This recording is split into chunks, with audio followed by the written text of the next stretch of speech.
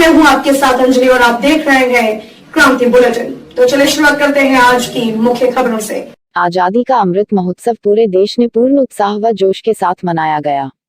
इसी कड़ी में देश के 76वें स्वतंत्रता दिवस के अवसर पर पूज्य स्वामी रामदेव जी महाराज, श्रद्धेय आचार्य बालकृष्ण जी महाराज, पतंजलि परिवार तथा हजारों की संख्या में मुस्लिम समाज के लोग एक साथ तिरंगा यात्रा में शामिल हुए।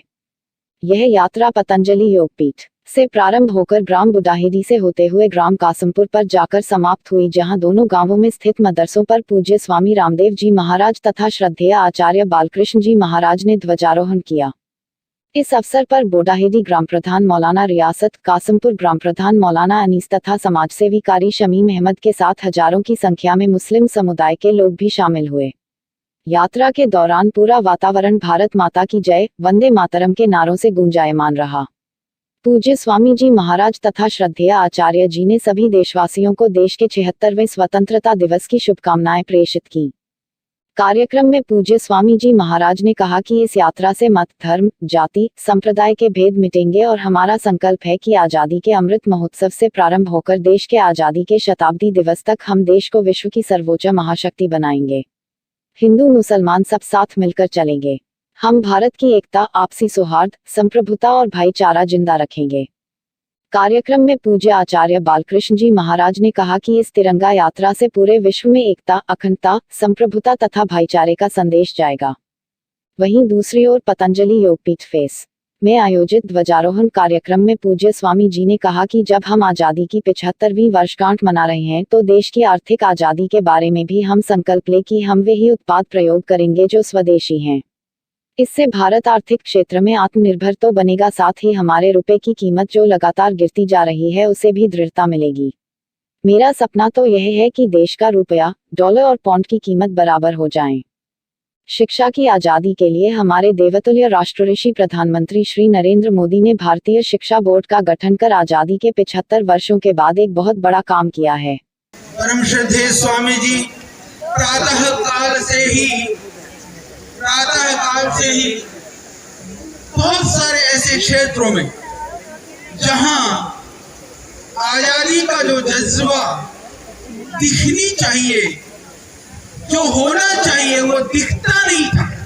उस क्षेत्र में जहां बहुत सारे मदरसे, हमारे जो मुस्लिम समाज के भाई बहन रहते थे, पतंजलि के एक आह्वान पर सभी लोग रोड के किनारे पर हजारों की तादाद में वो माँ, बहन, बेटियां जो घर की ड्योढ़ी से बाहर नहीं निकलती थी, वो आज रोड के किनारों पर खड़ी थी।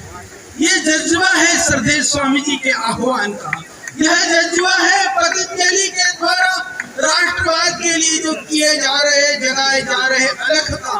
तो इस राष्ट्रवाद के अलख को जगाने का कार्य इस पतंजलि योगपीठ के माध्यम से श्रद्धेय स्वामी जी के नेतृत्व में हम निरंतर आप सब कर्मयोगी भाई बहनों के माध्यम से बखूबी निभा रहे हैं। हम सब संकल्पबद्ध हैं। हम सब अंदर से अपनी ऊर्जा और जज्बा के साथ इस माटी के कण कण से, संवेदनाओं से, भावनाओं से जुड़े हुए हैं। चाहे हो हमारा कर्मयोगी भाई हो, अपने कर्म के द्वारा इस मातृभूमि के आराधना के लिए संलग्न है। वही हमारे कैपिटल मार्केट, शेयर मार्केट से लेकर के एफएमसीजी से लेकर के ऑटोमोबाइल, मोबाइल से लेकर के इलेक्ट्रॉनिक से लेकर के हमारे खेत खलिहानों तक करीब 50 लाख करोड़ रुपए से ज्यादा की अर्थव्यवस्था पर विदेशी कंपनियों का कब्जा है। हम चाहते हैं जब आजादी का अमृत महोत्सव, आजादी की 75वीं वर्षगांठ हम मना रहे हैं, तो देश की आर्थिक आजादी के बारे में भी हम सोच और संकल्प लेकर हम सुबह से शाम तक वही उत्पाद प्रयोग करेंगे जो देश के बने हुए, क्योंकि इससे भारत आत्मनिर्भर तो बनेगा।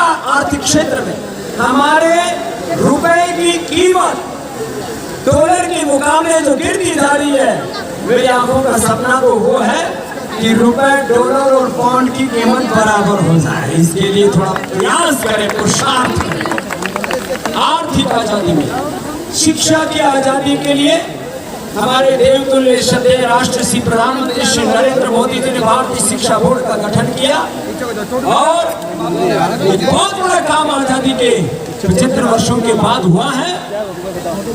शिक्षा की आजादी का 1835 से चली आ रही वैज्ञानिक शिक्षा पद्धति का अंग होगा और भारतीय शिक्षा बोर्ड और पतंजलि विश्वविद्यालय के माध्यम से एक शिक्षा में अभिनव क्रांति करेंगे और संस्कारों पर आधारित शिक्षा, योग अध्यात्म पर आधारित शिक्षा, अपने जड़ों से जुड़ी हुई शिक्षा, नव विज्ञान तकनीकी का नव उन्मेष का समावेश करते हुए श्रेष्ठतम मॉडर्न एजुकेशन, श्रेष्ठतम आधुनिक आद्यतन शिक्षा देते हुए हम बच्चों को Hindi, Sanskrit, English, social science और हिस्ट्री के माध्यम से हिस्ट्री भी सिखाएंगे और अपने सांस्कृतिक मूल्यों का बोध भी कराएंगे। साथ ही आधुनिक शिक्षा का भी एक बहुत दिव्य भव्य स्वरूप हम प्रस्तुत करेंगे। तो शिक्षा की आजादी का आंदोलन चलाएंगे, चिकित्सा की आजादी का आंदोलन, अंग्रेज तो चले गए, अंग्रेजी चिकित्सा अभी भी जारी है, मेरा विरोध नहीं है, लेकिन निष्ठा का अभिमान, स्वाभिमान हमारे भीतर है। इसलिए मैं कहता हूँ कि हम पतंजलि योगपीठ, पतंजलि वेलनेस के माध्यम से योग, आयुर्वेद, प्राकृतिक चिकित्सा और एक पूरी सनातन जीवन पद्धति है, वो सनातन जीवन पद्धति 76वें स्वतंत्रता दिवस के अवसर पर पूर्व कृषि उत्पादन मंडी समिति अध्यक्ष प्रदेश के लघु व्यापारी नेता संजय चोपड़ा ने प्रथम new smart vending zone, taxi maxi union, Rodi Belwala, महिला pink vending zone, Naya Ghat, Bhimgoda, Chandighat, battery rickshaw union, पुरानी सब्जी मंडी इत्यादि क्षेत्रों में तिरंगा झंडारोहण कर राष्ट्रीय ध्वज फहराया।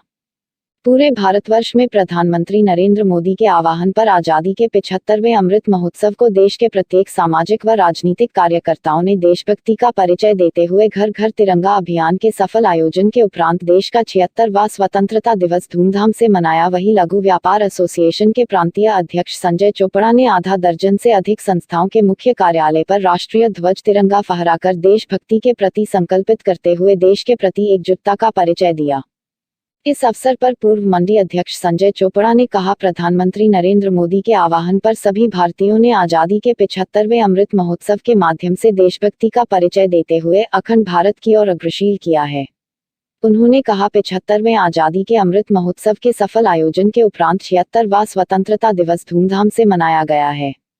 चोपड़ा ने सभी को बधाई देते हुए कहा, सभी को मिलजुल कर एकजुटता के साथ शक्ति का प्रतीक बनकर देश को आगे बढ़ाने के लिए निरंतर प्रयास करते हुए समर्पण भाव के साथ अग्रिम रहना चाहिए। प्रधानमंत्री नरेंद्र मोदी जी ने आह्वान किया कि घर घर तिरंगा, 75वां अमृत महोत्सव मैं समझता हूँ इतिहास दोहराएगा। निश्चित रूप से आने वाली नई पीढ़ी इस दिन को याद करेगी। लगातार आप देखेंगे, क्योंकि ये अगस्त का जो महीना है, अगस्त क्रांति है और इसमें प्रतिदिन कुछ ना कुछ हमारे देश पर, जब ये स्वतंत्रता का आंदोलन चल रहा था, देश पर मर मिटने वालों ने कोई ना कोई इस अगस्त क्रांति के दौरान कोई ना कोई इतिहास रचा है। तो निश्चित रूप से जहां हम 75वें अमृत महोत्सव को मना रहे हैं, वहीं असंगठित क्षेत्र के ये रेहड़ी पटरी वाले, जो पहली बार हम लोगों ने 75वां अमृत महोत्सव इस वेंडिंग जोन में मनाया है, जहां पर आप देखेंगे ये नगर निगम द्वारा हमारे को दुकानें अलॉट की गई।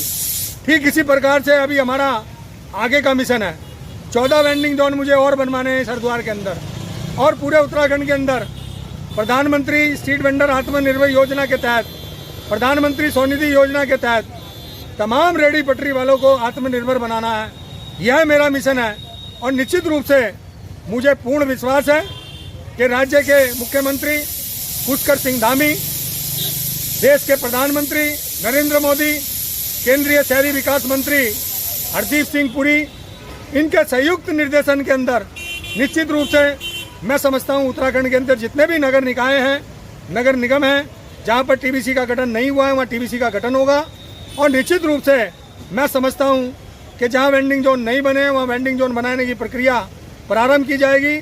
लेकिन एक बात तय है, आज हम सभी लोगों ने यह संकल्प लिया है कि आने वाले आगामी 76 में हम अमृत महोत्सव में जाएंगे तो निश्चित रूप से हमारे 14 वेंडिंग जोन और कंप्लीट होने चाहिए। पूरे भारतवर्ष में आज 75वां वर्षगांठ के रूप में आजादी का अमृत महोत्सव बड़ी धूमधाम से मनाया जा रहा है। वहीं ज्वालापुर हरिद्वार के सुभाष नगर में रिटायरमेंट हुए कर्मचारियों व सीनियर सिटीजन ने आजादी का 75वां अमृत महोत्सव पर तिरंगा राष्ट्रीय ध्वज का ध्वजारोहण किया और राष्ट्रीय गान गाकर अपने आप को गौरवान्वित किया। और इस अवसर पर सेवानिवृत्त विश्वकर्मी परिवार के अध्यक्ष रामेश्वर सिंह रावत ने बताया कि हमने रिटायरमेंट के बाद यह समिति सीनियर सिटीजन व सेवानिवृत्त वृद्धों के लिए बनाई। इस समिति का उद्देश्य यह है कि यदि किसी वृद्ध को कोई समस्या आन पड़े उसका समय पर निस्तारण किया जा सके। यदि किसी को राजनीतिक स्तर पर भी कोई समस्या है उन्हें शासन स्तर तक पहुंचाना हमारा कर्तव्य है। ये जो आज जैसे कि सभी विदित है पूरा भारतवर्ष कि 75वां वर्ष हो चुका है। इस संबंध में पूरे भारतवर्ष में आज राष्ट्र ध्वज के साथ 15 अगस्त स्वतंत्रता दिवस को 75वां वर्षगांठ के आधार पर मनाया जा रहा है। और उसमें हमारी समिति जो सुभाष नगर क्षेत्र में और हरिद्वार जनपद में है, सेवानिवृत्त पुलिसकर्मी परिवार जन कल्याण समिति, हमने अपने रिटायरमेंट के बाद बनाया है। हमारा उद्देश्य है कि वृद्ध अवस्था में सीनियर सिटीजन होने के पश्चात किसी प्रकार की समस्या किसी जवान की हो, उनकी समस्याओं को आगे अपने विभाग तक पहुंचाना और राजनीतिक मसले में भी किसी प्रकार की कोई समस्या हो तो उसको शासन स्तर तक पहुंचाना, ये हमारा फर्ज है। और वृद्धजनों की जितना भी कर सकते हैं हम आपस में तालमेल से सहयोग की भावना रखना, ये हमारे समिति का उद्देश्य है। और हम प्रतिवर्ष 15 अगस्त, 26 जनवरी, 2 अक्टूबर, क्योंकि हम देश सेवक हैं, हमने पहले कई सालों से देश सेवा की है और आज हम सेवानिवृत्त हो चुके हैं, हम प्रतिवर्ष राष्ट्र ध्वज के नाम से 26 जनवरी, 15 अगस्त, 2 अक्टूबर को सम्मान के साथ एकत्र होकर, बल्कि हमारे साथ हमारी हिमादी संगठन है सुभाष नगर में और हमारे सुभाष नगर की अन्य जनता भी इस समारोह में सम्मिलित होते हैं। हम बड़ी खुशी के साथ इस समारोह को प्रतिवर्ष मनाते हैं। जय हिंद, जय भारत। देश में 75वां आजादी का अमृत महोत्सव बड़ी धूमधाम से मनाया जा रहा है। 13 अगस्त से लेकर 15 अगस्त तक हर घर राष्ट्रीय ध्वज तिरंगे को फहरा रहा जा रहा है। वहीं ज्वालापुर हरिद्वार के Subhash Nagar children modern school में 75वां आजादी के अमृत महोत्सव के अवसर पर विशेष कार्यक्रम का आयोजन किया गया, जिसमें बच्चों ने देशभक्ति के गीत गाकर आने वाले अभिभावकों को मंत्रमुग्ध किया और वंदे मातरम व भारत माता के जय घोष कर देशभक्ति की भावना को जागृत किया। स्कूल के प्रबंधक संजीव सैनी ने बताया कि बच्चे ही देश की धरोहर हैं और बच्चे ही देश का भविष्य है, इसलिए हमें प्रत्येक बच्चों में देशभक्ति की भावना जागृत करनी होगी, तभी जाकर हमारे देश की सुरक्षा रक्षा होगी।